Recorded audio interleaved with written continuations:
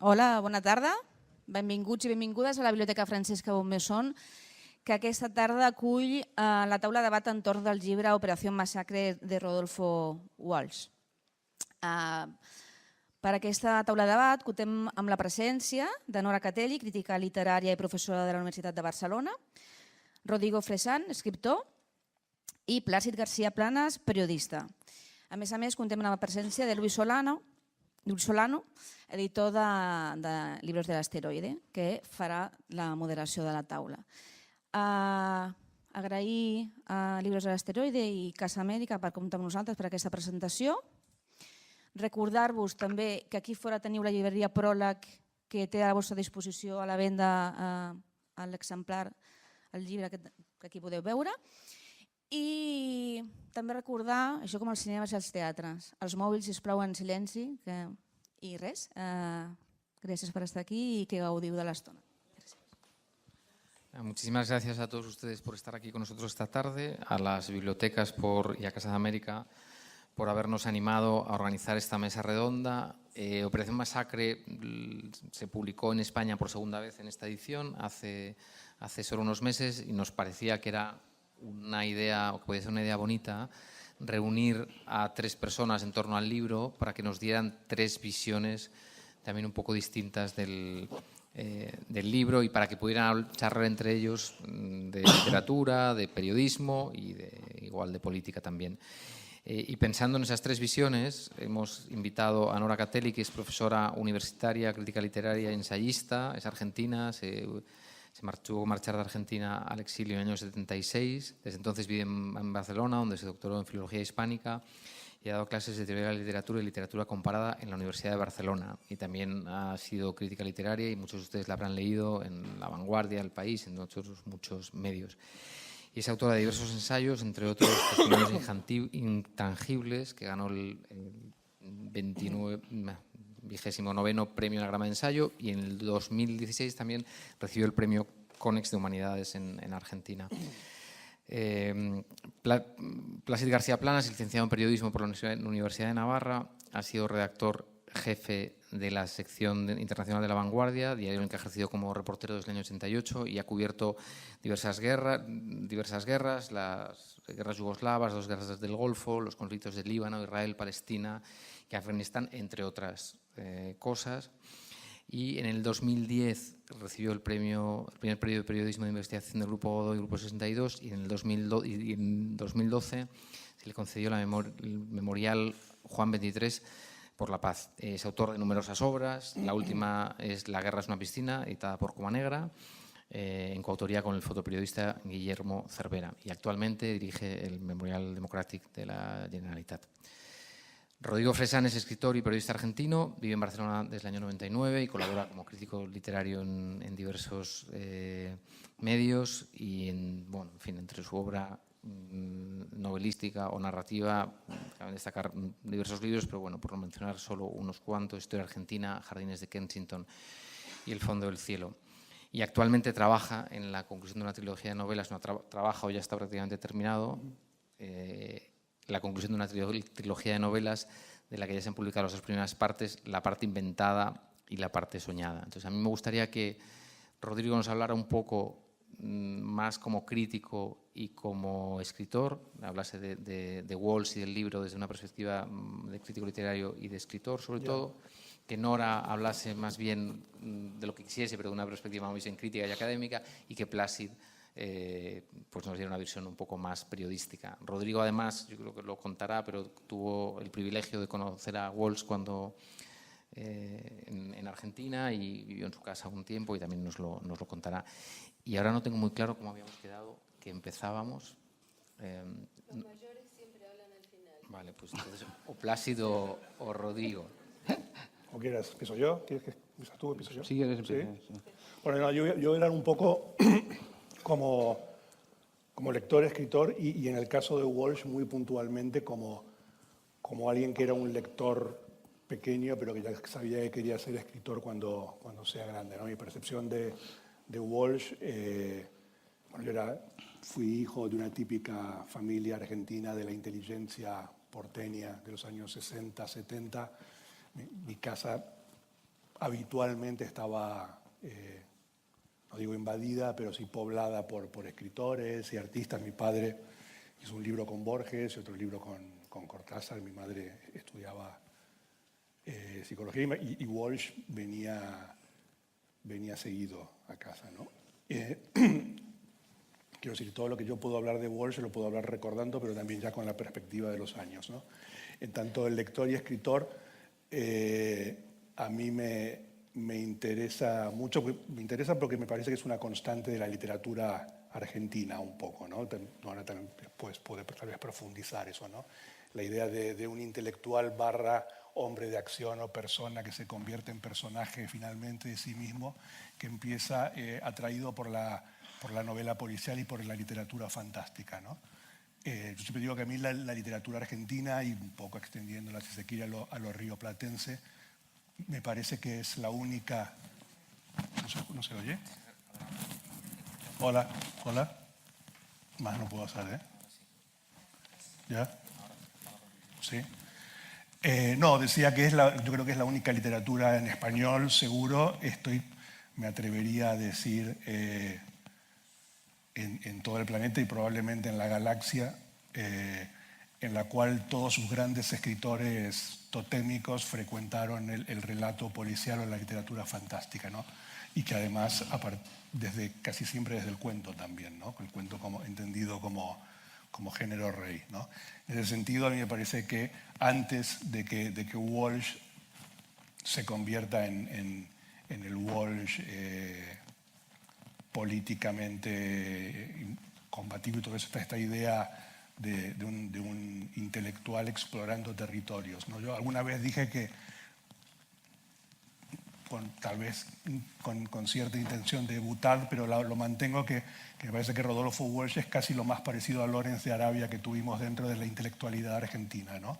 Por lo que sé y por lo que me contaban, ¿no? Era alguien que agotaba, se obsesionaba con cosas y exploraba diferentes territorios, que primero entendió la literatura como la cosa más noble y acaba renunciando y considerándola como un pasatiempo burgués. Yo después ahí tengo unas frases de unos escritos de él donde lo dice, pero que hace por la literatura argentina algo que para mí es fundamental antes de Operación Masacre, que edita una antología en 3 volúmenes que se llama Antología del Cuento Extraño, y a mí la idea de la definición de cuento extraño me parece una genialidad absoluta, ¿no? Porque no es ni cuento fantástico ni cuento de terror, sino que es otra cosa y que es algo muy argentino, ¿no? Porque la historia argentina es extraña, finalmente, también. Me parece que es algo que lo sigue surcando, ¿no? En ese sentido, los cuentos de Rodolfo Walsh, primero los policiales muy clásicos y muy deductivos, y después los 2 libros de cuentos que él escribe luego. Cada uno de esos cuentos, hace poco leí los cuentos completos de Susan Sontag y me producían como el mismo efecto, son como tesis, ¿no? como exploraciones de formatos, ¿no? Y tal vez para mí el logro más grande de Walsh en un terreno entre la ficción y la no ficción, entre la crónica y lo meramente imaginado o más o menos fantaseado, es un relato que se llama Esa mujer, ¿no? No sé si lo han leído, que para mí, ahí Walsh, en tanto escritor, consigue una proeza increíble, ¿no? Que, siendo la literatura argentina tan deudora y tan atenta a lo que hacía la literatura norteamericana, escribe un cuento de fantasmas Henry Jamesiano, pero con el lenguaje de Hemingway, ¿no? O sea, junta dos voces aparentemente irreconciliables de la literatura norteamericana y la convierte en una voz argentina donde todo eso cabe. En ese sentido, después el pasaje a Operación Masacre me parece que es casi lógico y natural, ¿no? Y con esto termino por el momento, ¿no? Si tenemos en cuenta la frase esta, no la recuerdo exactamente, pero le dijeron que había un fusilado, ¿cómo es la frase? Fusilado que vive.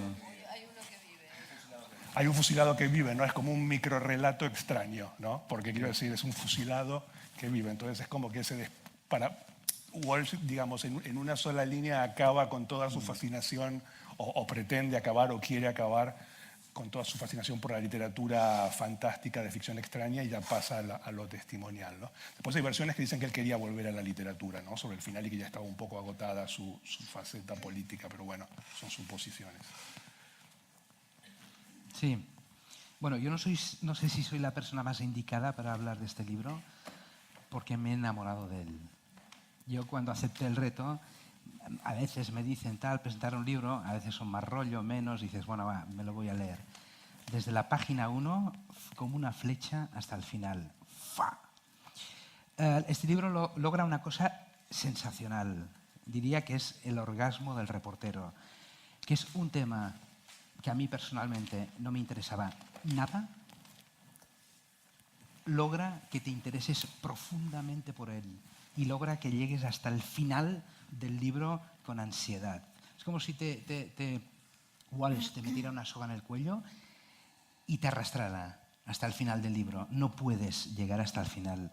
Hasta el final por la manera en la que está escrita, te arrastra, te lleva, te mete en la historia, que es la misión del reportero, con esa soga. No sobra una palabra, no falta una palabra. Es ese periodismo, reporterismo que yo lo denomino Bauhaus, minimalista. No sobra nada, no falta nada, esencialmente palabras, que es de lo que hablamos. Cada una de las palabras tiene su peso exacto en aras de la eficacia, para llevarte ahí donde Walsh te quiere llevar. ¡Pum! Ese punto exacto. Es una auténtica... De verdad, y a mí me cuesta, es decir, me enamoro poco de los otros reporteros, me enamoro poco. Es una lección de anatomía, reporterismo escrito con bisturí. Antes hablábamos de algún libro, pero yo no conozco nada así en España, al menos tan bien escrito. Habrá temas que pero tan bien escrito yo no lo conozco. Y más allá de la trama, tan argentina, lo consigue con algo muy extraño en el reporterismo, algo muy literario, aunque luego tenemos que definir lo que es literatura, algo esencial, que es cómo Walsh escribe y describe los personajes. El perfil de los personajes es esencial en este libro. Tiene todo el peso de unos y de otros. Y eso es lo que para mí lo hace un libro universal. Es una trama argentina, pero los personajes podrían ser rusos, chinos o catalanes, ¿no? Arrancados como de lo cotidiano y enfrentados con el abismo. Yo, al ver todos los personajes, cómo los va definiendo, en realidad todos podríamos ser ellos, cada uno de ellos, o parte de cada uno de ellos. Y finalmente, no hay reporterismo de profundidad sin daños colaterales. Esto lo escribe Leila Guerriero en algunos textos, aunque ella también tiene daños colaterales que se calla. El autor, Walsh, se acaba haciendo daño, que está dispuesto a aceptar ese daño y al que el bisturí acabe, con el que desgranas la realidad, acabe rajando tu piel. Gracias. Bueno, sería difícil añadir cosas tan precisas, así que a las que dijeron los dos, mis dos colegas, así que voy a empezar por otro lado, ¿no? Que es cuando decimos esto de que es tan argentino, y es verdad, es un tono, una lengua argentina muy depurada, ya muy madurada, la de los cuentos de Walsh, donde no tiene ninguna duda con respecto al lenguaje, ni al léxico, ni a nada, no titubea, mientras que muchos autores argentinos anteriores a él todavía se estaban preguntando, el mismo Cortázar, ¿no? ¿Qué lengua tengo que usar? Pero también me hizo pensar, y no académicamente, sino porque hace poco, ordenando la biblioteca, lo encontré y lo hojeé, en el diario de campaña de José Martí, que es un prodigio de prosa precisa de bisturí, pero de bisturí de titanio, diría yo, que es el diario que él lleva hasta 2 días antes de que lo maten en 1895 en Dos Ríos, y que es un diario de campaña. Y es también la misma mezcla de un escritor, una cumbre, digamos, de la literatura modernista, pero que al mismo tiempo afina ese instrumento para dos cosas a la vez. Para la batalla, sabe que se va a encontrar con las tropas españolas, y se encuentra con las tropas españolas y lo matan. No lo matan en el enfrentamiento, pero muere después. Y al mismo tiempo va mirando a su alrededor y registrando esa parte de la isla de Cuba que no conocía, con frases muy cortas, muy precisas, muy perfectas y con una gran concreción que tiene que ver con lo que ustedes decían, con una gran concreción de lengua. No hay, aparentemente, por supuesto, es una retórica en el sentido de que todo lenguaje tiene algo de quiere persuadir, quiere seducir, pero no hay ningún ornamento. Y en Walsh tampoco lo hay. No. Y eso que Walsh por ahí usa registros no solo literarios, registros exquisitos. Me acuerdo de una triple adjetivación con el primero. Llegaba, cuando dice, cuando va a la casa del primero de los muertos no muertos, llegaba todas las noches nocturno, fugaz y, no me sale, un poco como el título de Osvaldo Soriano, Triste, Solitario y Final, sí. Fugaz, nocturno y me falta uno, claro. Agotado o algo así. O sea que tenía una conciencia absoluta de la escritura cuando escribía Operación Masacre. Y lo mismo sucede con los dos libros de esa misma época, que son sus dos investigaciones periodísticas, que es Quién mató a Rosendo, que como él mismo dice, hace la misma operación exquisita en cuanto a la disposición y la presentación de un tema mucho más banal. Como él mismo dice, estoy contando la muerte de un jugador matón de segunda en una lucha intersindical entre la banda de Bandor, de uno de los sectores fuertes del peronismo sindical de derecha, y otro sector. Y sin embargo hace la misma operación. Por un lado, la precisión de la investigación y por otro lado la precisión de la presentación, ¿no? Estamos ahí en cada escena. Y él tiene conciencia de que usa la escena literaria para mostrar. Hay un presente continuo, que es un presente que te lleva ahí. Y el caso, que sería mucho más difícil de leer, pero que es mucho más complicado, porque ahí él no tiene una posición ideológicamente precisa, como sí lo tiene en Operación Masacre, donde evidentemente se pone del lado de los fusilados, ¿no? Y en el Quién mató a Rosendo, del lado de Rosendo, el asesinado por los bandoristas, que es el caso Satanowski. El caso Satanowski es la historia dentro del segundo año del golpe de Onganía y Aramburu, en el 55, de un abogado judío que fue asesinado para lograr traspasar mediante escrituras la fortuna y las acciones de una empresa a una empresa que estaba ligada a los militares de ese momento, que después se reprodujo con un caso mucho más complejo y complicado en la época en que Macera se quedó con la fortuna de los Greiber. Sí. Es un antecedente de eso.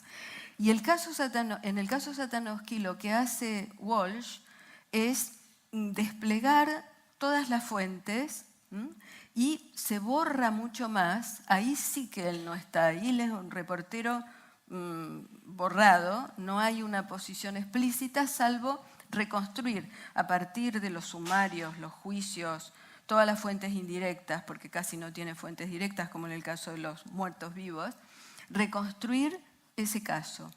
Y entonces ahí, para mí, tiene que ver con una característica de Walsh que se repite incluso en los años de su militancia combatiente, en la que no tengo ningún interés en entrar, aclaro, ninguno, desde ya, pero que si uno lee, salvo la carta a mis amigos, la carta sobre la muerte de su hija, con la que no tengo tampoco ningún interés en entrar, pero sí en la carta a la Junta Militar y en las cartas que él le escribe a la dirección montonera, mientras en el último año de su vida, él sigue siendo un reportero exacto. Sí. Y eso está en La voluntad, en el último tomo de Martín Caparrós, que están todos los documentos. Ahí te das cuenta que trabajó hasta el final como un documentalista y un periodista que tenía una idea de que los hechos debían ser contados en orden y que había una racionalidad que tenía que ver con el oficio de periodista, que es algo admirable, porque no se deja llevar por el caos de la situación, está clandestino, le cuentan cosas, por supuesto, caen compañeros, le cuentan cosas todas fragmentarias y él es capaz de reconstruir para mandárselo a la conducción montonera todos esos informes. Y ahí, leídos ahora que me puse a revisar el último tomo de Caparrós, me di cuenta de cómo él mantuvo hasta el final esa posición, salvo en estas salidas, digamos, que tenían que ver con su propia posición con respecto a su hija y todo esto, cómo mantuvo hasta el final ese oficio admirable. Y en ese sentido es un caso único, yo creo. No sé qué pensás vos de eso. Sí, y además, volviendo un poco a lo de antes, no solo mantiene la cosa del cronista, sino yo creo que por más que él haya renunciado y le haya parecido una literatura de aprendizaje y una cosa completamente pasajera, sigue siendo un escritor de novela policial, en el sentido de que, quiero decir, el gran rasgo de la buena literatura policial es la exactitud, ¿no? No se puede ser inexacto en los policiales, salvo que quieras romper algún tipo de regla para ser un policial diferente, ¿no? Pero también no nos olvidemos que además durante toda esta época hay otra faceta de Walsh que yo creo que es una de las claves también de su prosa, que es un escritor con dos idiomas, ¿no? Él traduce del inglés y mucha de esa cosa clínica del idioma inglés él lo trae. Para mí, en tanto lector, cometió un error imposible de perdonar, que fue cuando hizo esas traducciones de Chandler y de Hamlet, de Voss y con Lunfardo, ¿no? Que me parece una cosa demencial, ¿no? Bueno, pero era la pulsión nacionalista. Sí, pero quiero decir, estaba presente eso, ¿no? Todo el tiempo, ¿no? Y una cosa que a mí siempre me molesta cuando se dice escribió Operación Masacre no sé cuántos años antes que A Sangre Fría, ¿no? Pero son dos libros que no tienen absolutamente nada que ver, ¿no? Bueno, A Sangre Fría hay cosas no rigurosas que se inventan. Pero me parece que no tienen nada que ver en tanto a la intención, ¿no? Mientras a Capote le preocupa la mot juste, la palabra justa, lo que le preocupa a Walsh es la palabra justiciera, en todo caso, digamos. Es un libro de alguien que está escribiendo para cambiar o para denunciar el estado de las cosas. Capote es una especie de turista exquisito, formidable y genial, pero podría haber pasado por ahí cuando se encontró esa noticia en el periódico como cualquier otro asesinato, ¿no? Sí, ahora que decís eso, y volviendo a lo de la denuncia, perdóname. Claro, y eso sí que es la tradición argentina que se llama denuncialista, ¿no? Sí. Que no tiene que ver con el yo acuso de Solá, ni con la tradición española, que Santos Julián, un libro que a mí me interesó muchísimo, publicó en 2014 un inmenso mamotreto que se llama, reúne todos los manifiestos en la historia de España desde la caída del imperio en Cuba hasta ahora, que se llama Los Abajo Firmantes. Y está en todos los manifiestos españoles, catalanes, de todo tipo, de denuncia, los de derechas, los de izquierda durante la guerra civil posterior y todo eso. Los Abajo Firmantes sería la forma de intervenir española, mientras que en la Argentina es la denuncia, y generalmente la denuncia es individual, y se hace de forma precaria, como la hacía Walsh, publicándola en revistas. Después se reunía en libro, pero el impulso era individual. Sí, como lo que yo te decía, lo de Lorenz de Arabia, que incluso Walsh tiene también este pasado de hijo de mayordomo de estancia patagónica, como Lorenz era hijo bastardo de un lord nunca reconocido. Ahí también hay como un problema de origen, ¿no? de entrada, o sea, a querer hacer justicia, ¿no? Lo que pasa es que alguien me dejaría... Es decir, uno puede denunciar con una novela, con ficción. Es decir, para mí hay una cosa de entrada. Literatura es todo, ficción y no ficción. Porque el problema es que no tienen el inglés, pero que sí tenemos en castellano y en catalán, es cuando uno dice soy escritor, la gente te lleva a la ficción. En inglés no, writer puede ser ficción o no ficción. Entonces, literatura es la palabra exacta en el lugar adecuado. Literatura es todo. Y luego hay literatura de la observación y literatura de la imaginación, que pueden más o menos mezclarse. Pero para mí tiene que haber dos estantes, ficción y no ficción. Si tú te inventas el color de un jersey, ya es ficción. Es decir, hubo un debate hace un año, 2 años, entre un periodista de ABC y Caparrós, que al final Caparrós reconoce que en un reportaje suyo el jersey no era azul, sino que era amarillo. Y él puso azul porque le pegaba más por no sé qué. Y Caparrós decía, da igual, esto no cambia tal, pero sí que cambia el estante. Y en eso estoy seguro que en Walsh, cuando lo lees lo notas, todos los jerseys son amarillos. Me has dejado pensando, no sé qué. Todos los jerseys son amarillos es un gran título, la verdad. No, y en esto que dices, por ejemplo, no sé si son amarillos o no, pero en el caso de Walsh lo que sí hay una voluntad muy clara y es una cosa que sí me gustaría preguntaros. La edición que hemos hecho difiere un poco de la última edición, que es la edición vigente en Argentina, de Ediciones de la Flor, que es una edición en la que además del texto del reportaje novela, porque es un libro que se publica primero por entregas y luego una vez que se ha acabado de publicar por entregas aparece como libro, y es digamos, a este libro Walsh le va añadiendo en sucesivas ediciones prólogos, Sí, introducciones, segundo prólogo, la quinta edición, sí, epílogo, un trozo como si estuviese todo el rato intentando justificarse de alguna manera, ¿no? Y entonces a mí me gustaría preguntaros hasta qué punto nosotros hemos decidido aquí hacer una cosa mucho más mucho más breve, porque nos parecía que el poner tantos adendums al final acababan quitándole potencia al texto principal, pero me gustaría un poco comentarais sobre eso y en relación a lo que a saber si era amarillo o no sí. Yo creo que, bueno, no, paso palabra. No, es No decir, querés meterte vos en eso. A ver, en el caso de Operación Masacre hay una teleología, es decir, cuando él escribe el prólogo después del asesinato de Aramburu, evidentemente ve Operación Masacre como una obra predestinada a la ejecución de Aramburu. Eso es una operación política, absolutamente, una decisión de él de inscribir ese texto que en ese momento, en 1957, no tenía absolutamente nada que ver con lo que sucedió después. Ese prólogo le da un sentido, es como un destino. De ahí vienen muchísimas discusiones políticas acerca de ese último epílogo, no prólogo, epílogo, perdón, donde él dice, además resume a la manera periodística la ejecución de Aramburu por los montoneros. Dice, en mayo de 1900, ¿cuándo fue? ¿70? Sí. 70 se produjo tal cosa. Y entonces, y eso lo incluye en la edición de Operación Masacre, o sea que eso sería teleológico, es decir, todo esa le da a esos textos una misión de la que él no era consciente. Y yo creo que eso también tenía que ver con, bueno, dejando de lado la cuestión política, con su catolicismo, claro. Sí, puede ser. Bueno, aquí tengo, si quieres que lea tres citas de Walsh explicando lo que le pasó con la Operación Masacre. Está bien que hable él un poco, ¿no? O sea, que estamos. Dice, en una entrevista en los años 60, Walsh dice, hay un sentimiento básico de indignación, de solidaridad frente a tanta injusticia.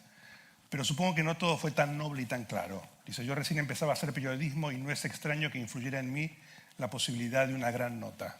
Dice, pues agrega, unos años después. Dice, Operación Masacre cambió mi vida. Haciéndola comprendí que además de mis perplejidades íntimas existía un amenazante mundo exterior. En 1964 decidí en todos mis oficios terrestres que el violento oficio de escritor era el que más me convenía. Y después aquí, en un texto, dice, habla de la revalorización. Dice, es indudable que en los últimos años he ido desvalorizando consciente e inconscientemente el trabajo literario. La sola palabra me produce una cierta revulsión. Tratemos de analizar por qué, las causas históricas. La literatura se me apareció durante gran parte de mi vida como una aspiración mitológica. Era lo que yo finalmente quería ser, mi destino, etc. Era una típica visión pequeño burguesa, la búsqueda del prestigio a través de mecanismos gratificantes de la exacerbación de la personalidad como única, genial, etc. A través de la literatura podía mimetizarme con los elegidos, capaces de percibirse a sí mismos como el fin que tendía al mundo. Generaciones y generaciones de hombres y mujeres anónimos e inútiles que confluían triunfalmente en un Borges, en un Huxley. Ser escritor era finalmente una forma de ser, posterior y superior al ser hombre. Entonces luego dice, mi relación con la literatura se da en dos etapas, de sobrevaloración y mitificación hasta 1967, cuando ya tengo publicados 2 libros de cuentos y empezado una novela, y de desvalorización y paulatino rechazo a partir de 1968, cuando la tarea política se vuelve una alternativa, ¿no? Ahora, la duda que yo siempre tengo en el caso de Walsh puntualmente es si la tarea política no es otra forma de literatura, ¿no? Si él no es seducido por la idea de ser un personaje... Probablemente sí, porque ya era un hombre mayor, quiero decir, no era un chico de 22 años que de repente coge un fusil y se va a matar gente. Tenía que ver con una idea mucho más compleja de su función de escritor. Y es curioso que también es una cosa que además entra por el lado como de las hijas, ¿no? En el caso de Westergeld, el autor del Eternauta, el guionista, otra novela gráfica fantástica, alegórica, política, muy claramente, también son los jóvenes los que lo llevan, arrastran, ¿no? Que es muy típico de esa generación. Sí. Bueno, tal vez es no querer envejecer, ¿no? No, si lo una llevamos especie de juvenilia. Si lo llevamos al grado cero, digamos, de egoísmo narcisista, más allá de cualquier tipo de buena intención política. Y eso está en la novela de Paco Urondo, en Los pasos previos también, cómo los personajes más jóvenes arrastran a los tipos que ya tienen 35 o 40, los que tienen 22, 23, los arrastran a discutir acerca de la lucha armada, y la novela por eso de Urondo se llama Los pasos previos, es decir, lo que sucedió antes. Y esa generación ya no era la generación predestinada, y eso lo dice en el epílogo sobre Aramburu, dice, estos jóvenes eran Firmenich y compañía, vinieron a enseñarnos lo que había que hacer. Lo dice explícitamente, ¿no? Entonces también supongo que tiene que ver con esa especie de entrega a la fuerza del combatiente revolucionario. Y tal vez como una necesidad que después de tantos años de teoría, la práctica, ¿no? Pasar a la práctica. Sí. Lo que pasa es que el bisturí del reporterismo al final acaba siendo incompatible con la política. Porque en términos ideales el periodista tiene que ser un mero testigo, ¿no? No Claro. puede, quiero decir, no puede participar, ni puede influir, ni puede hacer la noticia, o ser la noticia, ¿no? No, él abandona, por supuesto, además no podía publicar, pero lo que él escribe desde la clandestinidad todavía mantiene ese oficio. No son escritos caóticos, son escritos ordenadísimos, donde hay una jerarquización de los datos y de las especulaciones. Sé tal cosa, puede pasar tal otra, le dice al comité. No, el comité central no. Los montoneros no tenían comité central. Bueno, a la conducción le dice, puede pasar tal y tal cosa, ¿no? Entonces, sí que existe ese bisturí hasta el final, que es una de las características que lo hacen tan asombroso, ¿no? Sí. Y bueno, y después, según los ultimísimos testimonios de Lilia, de su última mujer, estaba escribiendo ficción otra vez. Sí, en esos 3 meses en que está... Sí, había vuelto, creo que se llama Juan se iba por el río, que es una especie de relato que se ha tratado de reconstruir desde diferentes lugares, ¿no? Supongo que y lo que sucede con Walsh también... una cosa quería decir sobre su texto sobre Borges, que es que en un artículo extraordinario que me pasó Edgardo Dobri, debo reconocerlo porque yo no lo tenía, Ángel Rama, en el 76, cuando no sé si lo habían matado a Walsh en ese momento, no, en el 77 lo matan, escribe una cosa muy perceptiva, dice, en realidad, todas las operaciones que Borges hizo con los géneros menores, el policial, el cuento extraño, la antología de la literatura fantástica, todo eso, en realidad, quien lo continúa es un nieto inesperado, y ese nieto inesperado es Rodolfo Walsh, dice Rama. Y es una percepción muy buena, porque une, eso es lo que vos decías, esa tradición de los géneros menores, que están los grandes, digamos, en el gran panteón, desde Borges para abajo. Él dice, contamina todas las posiciones, ¿no? No tenía nada que ver con la izquierda y la derecha. Los géneros, es como si los géneros vivieran una vida propia, independientemente de las posiciones políticas.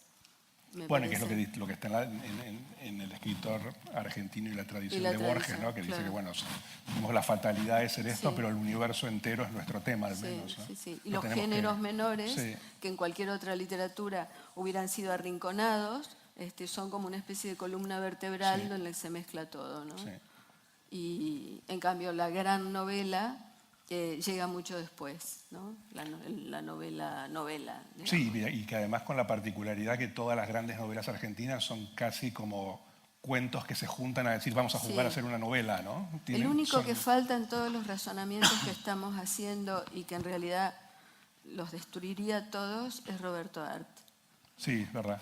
Bueno, que es un periodo que viene del periodismo puro. Sí, pero hace el camino inverso. venía del periodismo también. Claro, pero tal vez porque sale del periodismo y llega a la literatura. Y llega a la literatura, pero escribe la gran novela. Sí, eso lo logra. Es verdad, es verdad.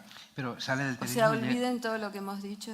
No, porque volvemos, para mí, sale del periodismo y llega a la literatura. Es que periodismo, el buen periodismo es literatura. Literatura, insistiré siempre, pero nadie me hace caso. Es la palabra correcta en el sitio adecuado. Luego puede ser literatura de la observación, el libro, o literatura de la ficción. Como pintura puede ser hiperrealista o puede ser... Pero literatura es todo, es la palabra bien puesta. Sí, pero eso también muchas veces llega mucho tiempo después y desde afuera, ¿no? Exacto. O sea, yo creo que hay muchísimos periodistas puros que se ofenderían profundamente si les dijese que están haciendo literatura, ¿no? Porque entienden al periodismo como algo muy por encima de la... Mira, te contaré una anécdota. Nos salimos, pero es interesante. Jacinto Miquel Arena, corresponsal de ABC en el año 42, 43, en el frente ruso. Él, antes describe en el Sport Palace de Berlín, describe un meeting de Hitler delante de las masas. Y él dice, las palabras de Hitler, dice, peinan la muchedumbre, bambolean, dice, peinan la muchedumbre, o mueven la muchedumbre, como, lo hablo así de memoria, como el viento bambolea el trigo en los campos. Vale. ¿Esa frase es literatura o es periodismo? Para mí es periodismo, no es literatura. Jacinto Miquel Arena murió en el año 60 y algo, no me acuerdo. Era corresponsal de ABC en París y un día se tiró a las vías del metro. ¡Pam! Cuando lo recogieron, en la Americana tenía una carta del director de ABC, escrita 2 o 3 meses antes, en que le recriminaba, le decía, haz menos literatura y más periodismo. Es decir, para el director de ABC, para nosotros, para que las palabras de Hitler mueven la muchedumbre como el viento mueve el trigo, eso es muy literatura. buena. Pero ahí entiendo que el director del ABC o el redactor pueda pensar eso, pero también ahí es otra gran particularidad de la literatura argentina que o sea, en los periódicos y en las redacciones estaban los escritores también. O sea, buena parte del periodismo argentino está hecho en simultánea muchas veces o antes por gente que va a ser escritor. Y en diarios populares. Sí, además, por eso. Claro. Por eso. No en La Nación. En La Nación. El mismo Borges, Borges, crítica de cine. Borges publicaba sus sonetos en La Nación, pero todo el resto lo escribía en la prensa popular. No, y Historia Universal de la Infamia sale en un diario popular, son como cuentitos del fin de semana, digamos, lecturas. Sí. O sea que eso, y se supone que es el epítome de Borges de la Torre de Marfil, y no tenía nada que ver con eso. Lo que sí a mí me consta, porque me lo contaba mi padre, que lo veía escribir a Rodolfo Walsh, porque estuvo en casa un tiempo, y decía que era terrible verlo porque alguien que se retorcía de dolor, era como una especie de cosa agónica terrible. O sea, no la pasaba bien escribiendo, ¿eh? No era una cosa de felicidad. Tiene que doler, ¿no? Y de hecho, yo también una cosa que a mí me intrigaba, ahora finalmente estábamos hablando antes que el año pasado salió una novela de Marcelo Figueras que finalmente lo convierte a Walsh en personaje literario y que cuenta el momento en que Walsh investiga Operación Masacre, pero a mí siempre me había sorprendido mucho la ausencia de una novela de Rodolfo Walsh, o sea, cómo no fue abducido como personaje mucho tiempo antes, ¿no? Incluso por alguien de su generación, ¿no? Tuvieron que pasar unos cuantos años, ¿no? Sí. Y yo creo que él tenía mucha conciencia de eso. Pues mi madre siempre me contaba una anécdota que cuando ella lo idolatraba a Rodolfo Walsh y finalmente se lo presenta en una fiesta, entonces mi madre va así, pero con casi lágrimas en los ojos y le dice, vos sos Rodolfo Walsh, no puedo creerlo, no puedo creerlo. Y que Rodolfo Walsh la mira y dice, sí, ya sé, me hacías más alto, ¿no? O sea, Sí, no, era irónico y además fogueado en esas redacciones que eran lugares donde volaban los puñales, porque Sí, eran sí. brutales, competitivas Sí. y de estrellas del periodismo que se juntaban todas en esa época, ¿no? No, en ese sentido lo que dices tú me hizo pensar, sobre todo con esa comparación buenísima sobre el discurso, sobre la voz de Hitler, que claro, eran tipos que tenían buena formación literaria en general. Los corresponsales españoles iban a todas partes. Yo he leído Corpus Varga, por ejemplo. Corpus Varga tiene unas crónicas extraordinarias, ¿no?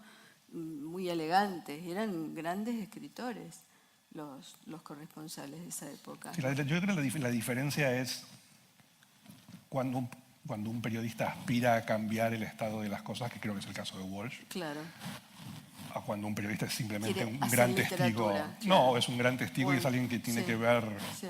no puede meterse incluso por cuestiones protocolares, ¿no? Sí, sí. No, aquí no había nada ni protocolar ni No, nada. Pasabas a la acción sin que nadie te pidiera cuentas de nada, ¿no? Y en ese sentido es muy, muy distinto. Me gustaría preguntar una cosa a Plácid, porque tiene que ver también con... Estamos hablando de un libro que es fundacional en la literatura latinoamericana y por tanto también en la literatura española, pero digamos, esto en España sí que se había hecho un poco antes, en los años 30, lo hace Chávez, no novelándolo, pero lo hace, digamos, novela los reportajes, aunque no con forma de crónica. ¿Por qué de alguna manera ha arraigado mejor, por qué crees que puede haber arraigado mejor la crónica y digamos, la literatura de la observación, como tú dices, más en Latinoamérica que en España? Es un tema editorial, por ejemplo, este libro aparece por entregas, luego se recoge en forma de libro, igual que los libros grandes de Chávez, El Belmonte, o el maestro Juan Martínez que estaba allí. ¿Por qué esto no se da ahora cuando se supone, por ejemplo, que a lo mejor con los medios que tenemos debería ser un poco más fácil que nunca, ir investigando algo y al final recoger esos reportajes como libro, que entiendo también muchas veces que tienes que tener como escritor la idea de que aquello va a terminar siendo un libro? ¿Cuál es, bueno, danos tu Yo, visión de eso? la verdad lo desconozco porque no soy... Pero intuyo que algo, aunque solo un 1%, lo explica que aquí nos lo tenemos muy creído. Me explico que aquí vamos de cosas que a lo mejor no somos y dando lecciones de cosas de las que a lo mejor no podemos dar lecciones. Esto para empezar. Y segundo, pues no lo sé. ¿Por qué en Centroamérica, cuando hubo ese huracán hace 20 años, el Mitch, parece que era, escuchaba a la gente y tenía un lenguaje mucho más rico que nosotros, que parecían ahí... Pero a mí me parece que aquí incluso periodísticamente me parece que hay una tradición más grande, más de columna, de columna de opinión, Sí, que de reportaje. de periodismo de investigación, ¿no? Me parece Sí. que son siempre como Sí. opiniones, miradas, no es una... No. Yo el único diario de aquí, no sé, a lo mejor vos tú sabes mucho más de esto que yo, donde todavía hay restos de periodismo de investigación es La Vanguardia. Todavía. El resto de los grandes A ver, yo diarios periodismo de aquí- investigación en España no existe. Es periodismo de yo te paso un dossier contra otro. Periodismo de investigación es de hacerte daño. Yo creo que no hay nadie ya dispuesto a hacerse daño. Puede ser, no sé tanto, pero recuerdo...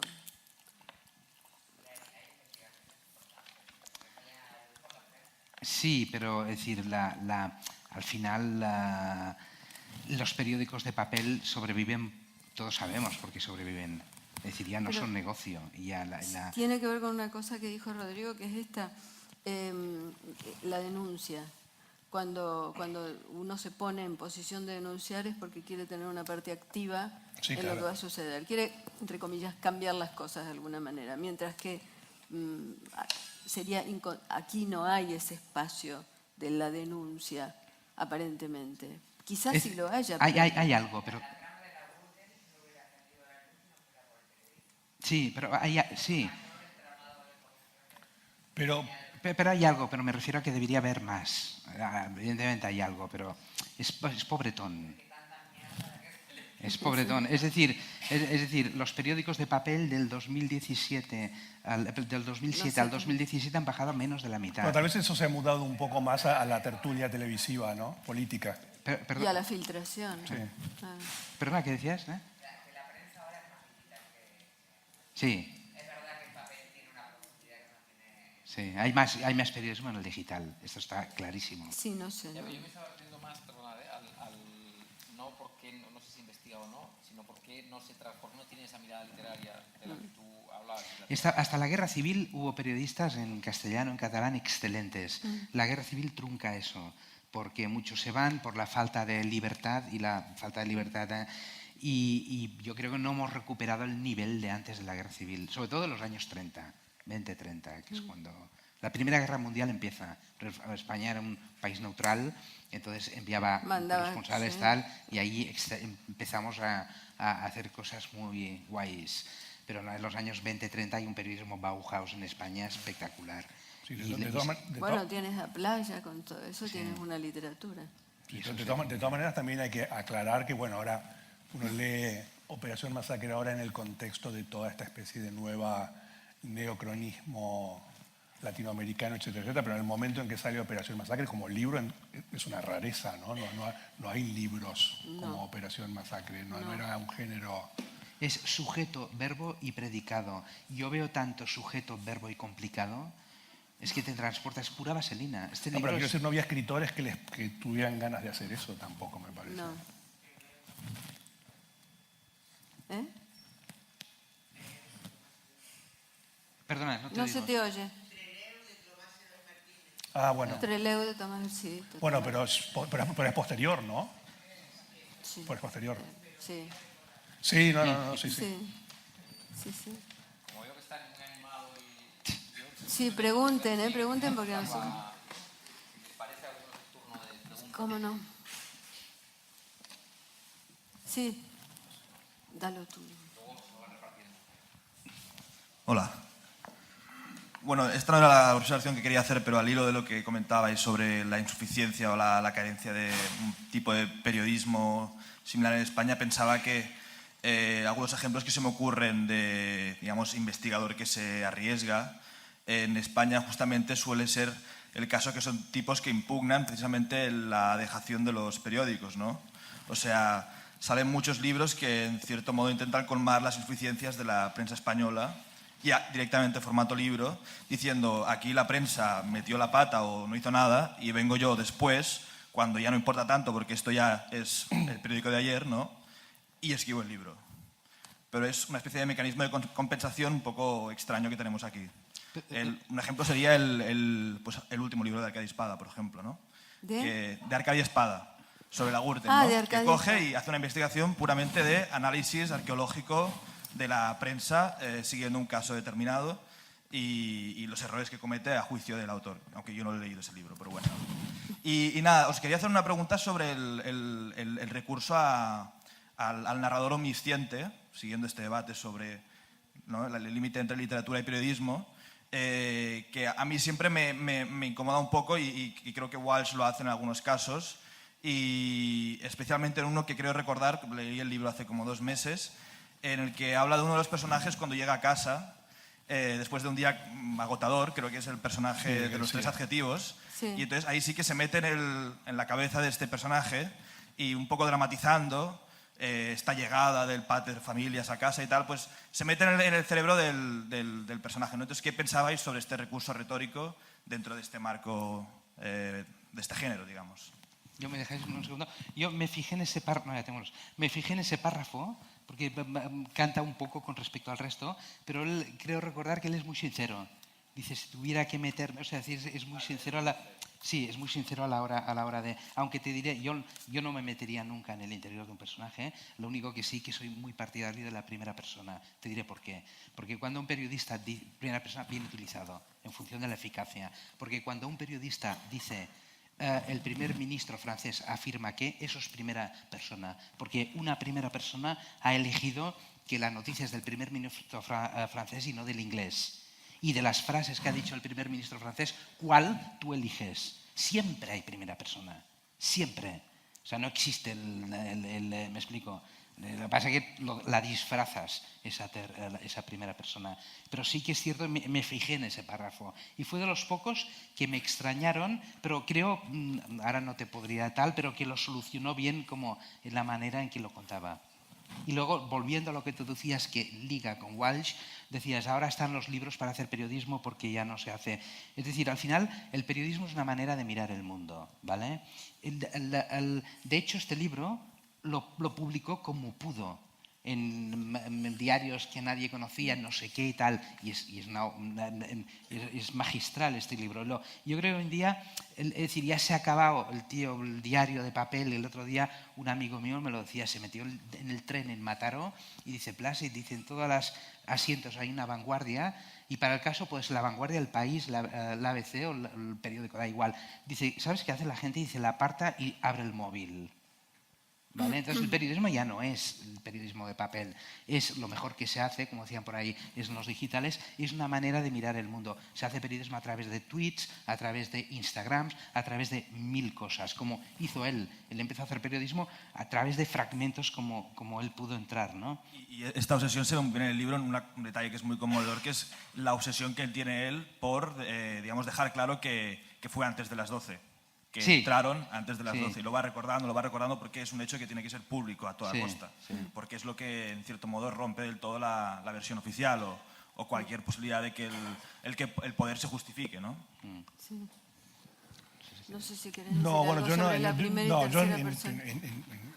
por deformación o formación profesional o no profesional o gajes del oficio, yo ahí la verdad que a mí lo que me preocupa realmente es que esté bien o mal escrito. Quiero decir, si está bien escrito y funciona, quiero decir, no, salvo que sea una falsedad mega evidente, digamos, bueno, Nabokov decía que la realidad estaba sobrevalorada, ¿no? Y que la verdadera misión del escritor era mejorarla, no negarla ni renunciar a la realidad ni dejar de contarla, pero contarla mejor, ¿no? Y a mí eso me parece que es aplicable también al periodismo con sus límites, ¿no? Bueno, también en el caso de Operación Masacre hay hay que pensar esto también, ¿no?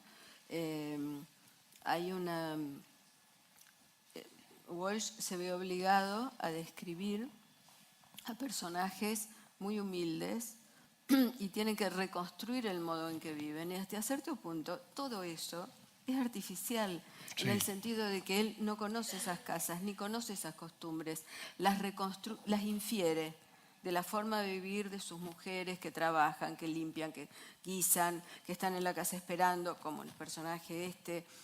Y no hay nada que sea, entre comillas, tú dices, verdad en el sentido de los hechos, pero sí es verdad en el sentido de las fuentes. Y yo creo que esa es la diferencia fundamental entre la invención y el periodismo. No dividiré la literatura y no literatura, me parece que literatura es todo lo que decidimos que es literatura y punto, no podemos decir otra cosa. La verdad no existe, existe la honestidad. Yo dije hechos, no verdad, es otra cosa. En Walsh hay una comprobación de los hechos.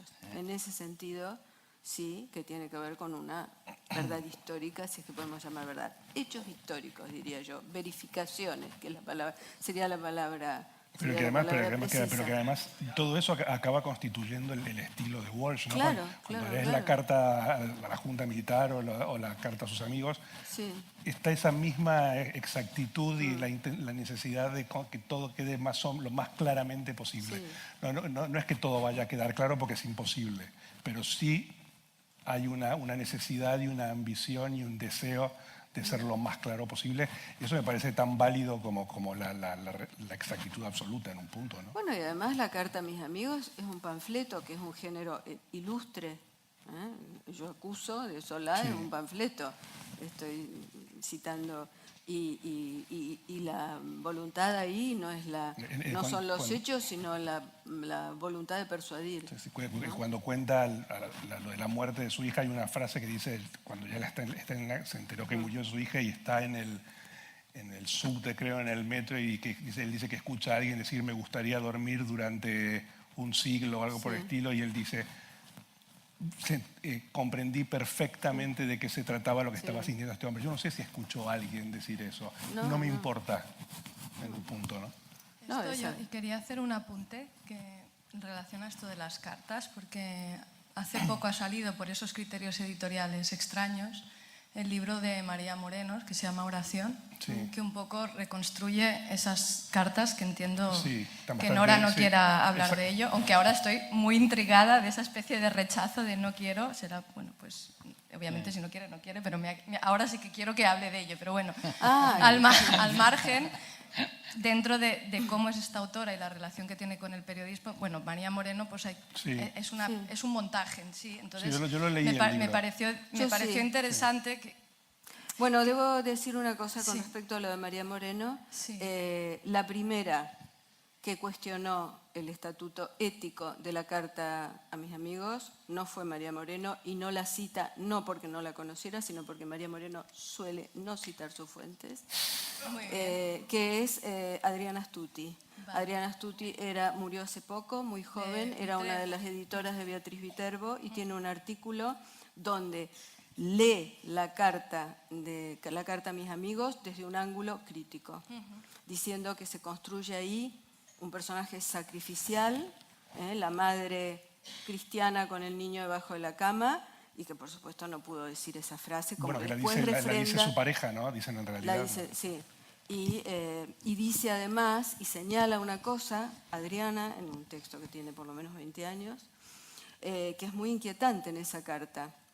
Y por eso, pero digámoslo porque tiene que ver con esto, que es que cuando Walsh describe cómo ella tiraba, dice, estaba usando un arma que no había usado nunca, dice él, no sé tanto de armas, un fusil a repetición o lo que fuese, grande, no sabía usarlo. Y dice, y se reía, dice, como se reía cuando era pequeña. Y ahí hay una construcción de una figura de niña, que es muy inquietante, porque era una mujer de 26 años que estaba tirando para matar. La vestían con camisón cuando dicen que sí. no. O sea, Entonces, ahí hay un movimiento estrictamente retórico de Walsh con respecto a la muerte de la hija. ¿Le sirvió a él? Evidentemente sí. ¿Le sirve a mí como lectora? No. Vale, mi pregunta es, ¿tú crees que eso fue como, digamos, su agujero negro? Pero es que a mí Walsh me parece, en general, valorarlo como un gran periodista que se aferra a la verdad no me interesa nada. Sinceramente, me parece una persona que estaba muy politizada, que se hizo como escritor un montaje, voy más por la línea de Rodrigo Fresán.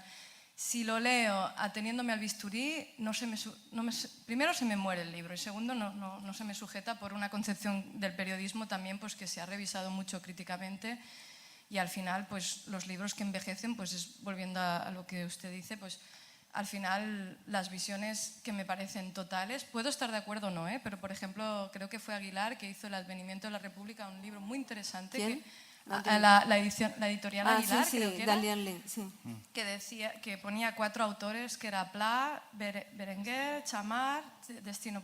Y era un ejercicio muy interesante porque eran cuatro escritores todoterreno desde políticas muy diferentes, posiciones políticas muy diferentes, explicándote un mismo momento. Y claro, te da la impresión para los que no hemos vivido la guerra civil ni lo anterior, te da una complejidad de decir, ostras, según lo que dice Chamar, lo que dice Berenguer, Chávez Nogales y el otro, que uno era comunista, el otro conservador, pero al final lo que tenían era mucho verbo también, o sea, mucho verbo, o sea, mucha manera de saber explicar, que ahora yo igual lo veo en Enrique Juliana, que no es alguien que sea yo muy fanática de este señor, pero es como articula los hechos de una manera que para mí tienen algún sentido, y más en un mundo que cada vez está más fraccionado y hay 1000 versiones de lo mismo. Incluso cuando ya hemos vivido, por fin, la gente joven, situaciones históricas que luego ves cómo las viven los hechos, eso ha sido muy chocante, los que por fin hemos vivido un hecho histórico, que puede ser el 15M o tal, y ver cómo lo reflejan los medios y decir, pero si yo estuve ahí, yo me hice mayor con los medios, porque no tenía nada que ver lo que yo viví con lo que explicaban, ¿no? Entonces, Sí, por supuesto. sí, son, sí.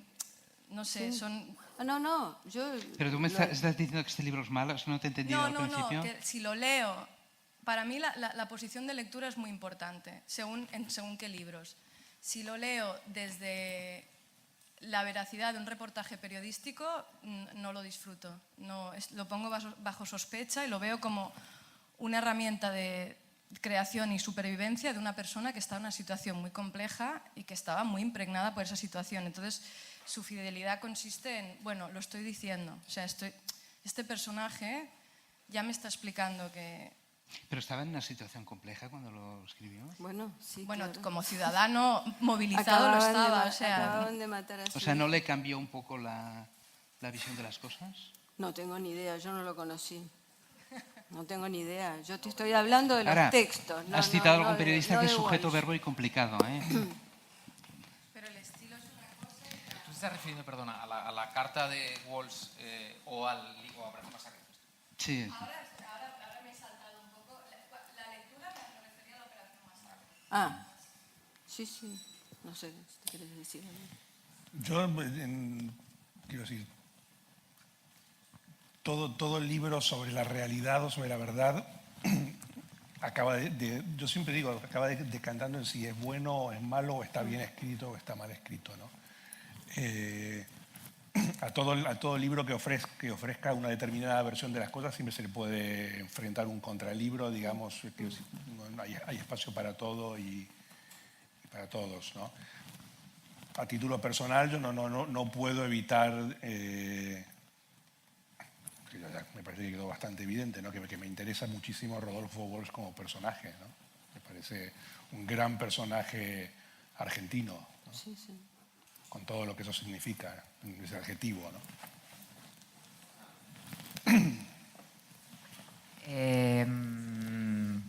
Bueno, a mí el tema del paralelismo de Rodolfo Walsh con Truman Capote, que es un autor que a mí me encanta y que lo he leído mucho más profusamente que a Rodolfo Walsh, todo tengo que decirlo, que es un poco el periodismo de precisión, el compromiso político, la denuncia y, por otro lado, la literatura. Pero ¿qué pasa? ¿Hasta qué punto esto es realmente de decir, bueno, yo soy un literato, un señor burgués como era Capote, que era un dandy, y por otro lado tenemos a un militante, militante político, o al menos con una causa muy clara y con una lucha en sus escritos a favor de los oprimidos, etc. Pero este paralelismo es fascinante en la medida en que A Sangre Fría fue un libro que mató a Capote también. Sí. Él no pudo publicarlo hasta que fue sentenciado a muerte el último de los asesinos de esta familia, ¿no? Con lo cual, la agonía de estos pobres diablos, que eran unos pobres diablos, se convirtió en su agonía, porque él se identificó con esa gente, se identificó hasta el punto que murió con ellos, se hizo amante de ellos o de uno de ellos, ¿no? Entonces, en cierta forma, ambos, confluyen en algo parecido en la autodestrucción. Ahora, ¿por qué yo me quedo con Capote? Porque a mí Capote me parece un autor universal y Rodolfo Walsh no lo leí hace mucho tiempo y francamente no lo recuerdo con la vividez que lo recuerdo a Capote, con esa intensidad de escritura donde ambos ponen el alma, donde ambos ponen el pellejo, donde ambos ponen la identidad propia. Y este paralelismo a mí me fascina porque son dos maneras diferentes de volcarse de todo en una obra, desde perspectivas totalmente distintas. Uno desde prácticamente una militancia política, y otro desde una pasión puramente literaria que tiene que ver con lo personal, pero literaria. Claro, de todas maneras hay una diferencia a la hora de la verdad que, o sea, Truman Capote se autodestruye. De todas maneras, luego publica un libro genial que a mí me parece mucho mejor que A Sangre Fría, que es Música para Camaleones, incluso como artefacto periodístico o como creación de cómo contar la realidad, me parece muy superior.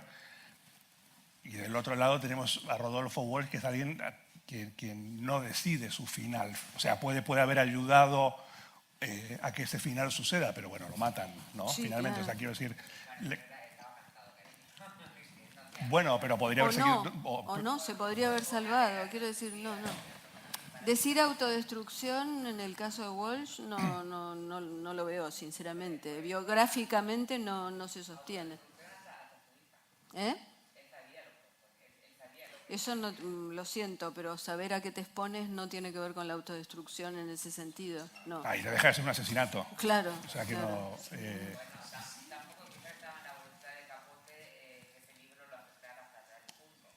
Bueno, pero es un problema exquisito, diría, que tu propio libro te mate, digamos, ¿no? O sea, quiero decir, entre que te mate tu propio libro y te mate los militares, yo la verdad que prefiero que me mate mi propio libro, ¿no? Sí, la verdad que sí.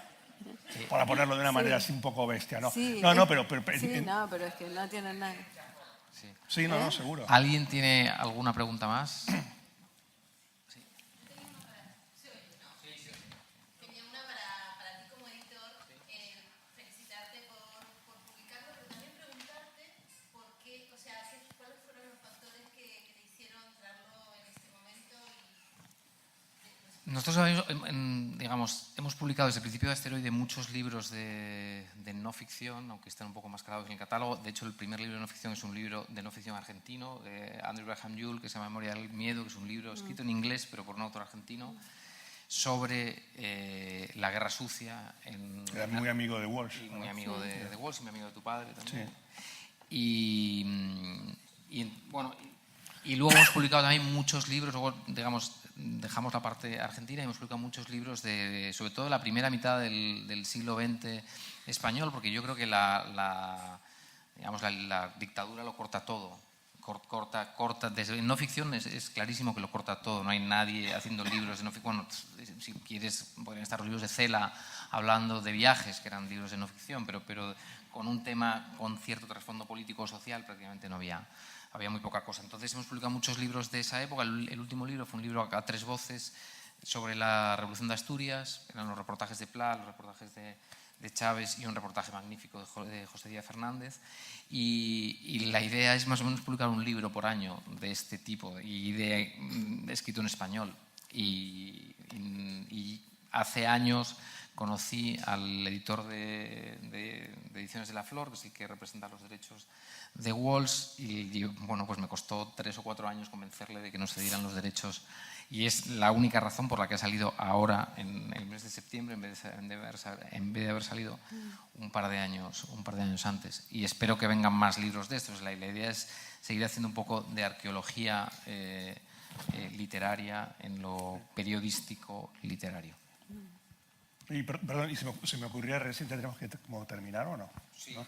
vale. Una pregunta. Bueno, no, que pensaba que a propósito de esto de la realidad, la no realidad, etcétera, etcétera, también tiene su punto y su gracia el pensar que las dos grandes, o dos de las más grandes cumbres de la novelística realista absoluta, que son Ana Karenina y Madame Bovary, surgen las dos de dos noticias de policiales, y que al ser convertidas en novelas y en las dos grandes novelas realistas del siglo XIX, ahí también hay una paradoja, porque no hay nada menos realista que la novela realista, en el sentido que la vida no está organizada tan prolijamente, no pasan las cosas de una manera. Quiero decir, si la realidad absoluta, siempre digo, está mucho más cerca de William Burroughs, que se supone que es la vanguardia y la cosa inconexa, incomprensible, que de Madame Bovary, ¿no? Entonces, quiero decir, todo este problema de la realidad y la no realidad, en realidad es un poco... Sí, y cuando tú preguntabas, para terminar, sobre el narrador omnisciente, y en realidad el narrador omnisciente, como dijo un gran crítico ruso, Bakhtin, es el narrador más subjetivo que hay, Tolstoy dice, se apodera de la mente de todos. En realidad es el exceso de la subjetividad de un narrador omnisciente. Sí. Al revés de todo lo que pensamos, que la primera persona es de alguien que no tiene, que se limita. No, el que no se limita es ese yo que dice, no es yo, y se apodera de todo. Sí. Es una paradoja de la novela realista, justamente. Bueno, ¿no? Lo que es la decías mirada vos. de Dios, finalmente. Claro, ¿no? O claro, sea, claro. Que lo ve todo. Sí. Ah, perdón. Que otra cosa interesante es la cantidad de diálogo que hay en Operación Masacre, que también es bastante importante. Sí. Sí. ¿Alguien? Muy bien.